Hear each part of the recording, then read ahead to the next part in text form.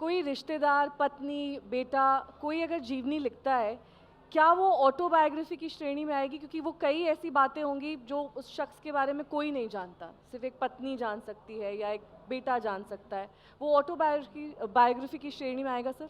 नहीं, बिल्कुल नहीं नहीं आएगी। आएगा, वो बिल्कुल बायोग्राफी नहीं। की श्रेणी में आएगा। बायोग्राफी ही होगी, और चूंकि बिल्कुल करीब का व्यक्ति लिख रहा है, इसलिए उन सारे पहलुओं पर वो लिखेगा जो हम आप नहीं जान सकते वैसे, तो वो ज़्यादा ऑथेंटिक प्रामाणिक होगी। ज़्यादा मानी जाएगी। प्रामाणिक आत्मकथा खुद से लिखनी होगी।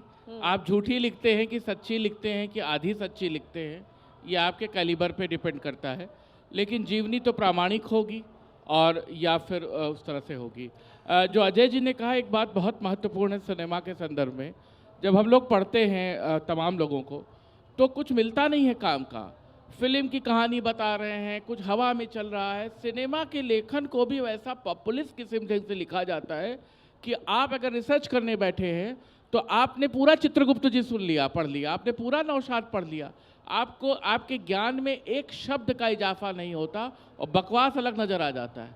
कुछ ऐसी गलत भ्रामक भूलें उसमें रहती हैं कि आपको लगता है कि इसे टोको तो ये लड़ने आ जाएगा। तो ऐसे में ये नबेरना भी बहुत मुश्किल काम है कि प्रामाणिक लेखन कहाँ से चुनें।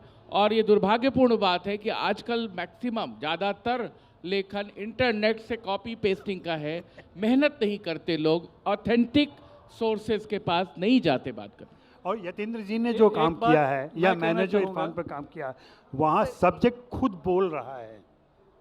वहाँ फ्रॉम हॉर्सेस माउथ जिसको कहते हैं, वो बात आ रही है, हम अपनी बात नहीं कह रहे हैं।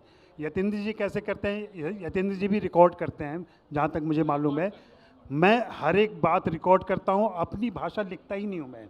अगर मैं नेहा का इंटरव्यू कर रहा हूँ तो नेहा की शब्दावली में बातें होंगी, नेहा जो शब्द इस्तेमाल करती हैं वो होगा। तो इरफान किताब पढ़ते हुए आप महसूस करेंगे कि जैसे इरफान बोलते थे ना, वो सारे लफ्ज़ उसमें आए हुए हैं। और ये बहुत बड़ी चीज़ होती है, लेकिन बहुत मेहनत करनी पड़ती है उसके लिए। चित्रगुप्त जी के दो बेटे हैं, आपको पता होगा, आनंद और मिलिंद। ये दोनों म्यूज़िक डायरेक्टर हैं। इन लोगों से भी लंबी बातचीत हुई थी।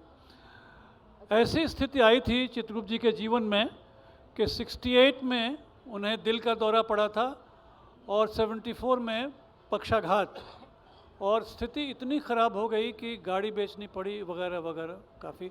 और परिवार ने सोचा कि लौट के पटना चला जाए। जब मैंने बातचीत की तो आनंद जी ने कहा कि नहीं, गाड़ी तो बेचने वाली बात नहीं थी, जबकि मिलिंद जी ने एक जगह इंटरव्यू में कहा था कि गाड़ी बिकी थी। तो ये ज़रूरी नहीं कि सत्य ही आवे। और उनके सन-इन-लॉ ने भी कहा कि अब इस प्रकरण को आप छोड़ दीजिए। तो बहुत बार ऐसा भी होता है कि पति पत्नी और उनके बीच जो आपसी संबंध होते हैं वो एक तरफ, और जो जीवनी में चीज़ आती है उसमें कहीं ना कहीं से वो। मेरी पुस्तक प्रामाणिक इसलिए है कि मैंने कहीं भी एग्जेजरेट नहीं किया है। जो आपने कहा कि उनकी भाषा में हमने लिखा है, तो जो उन्होंने कहा है वही बात लिखी गई है।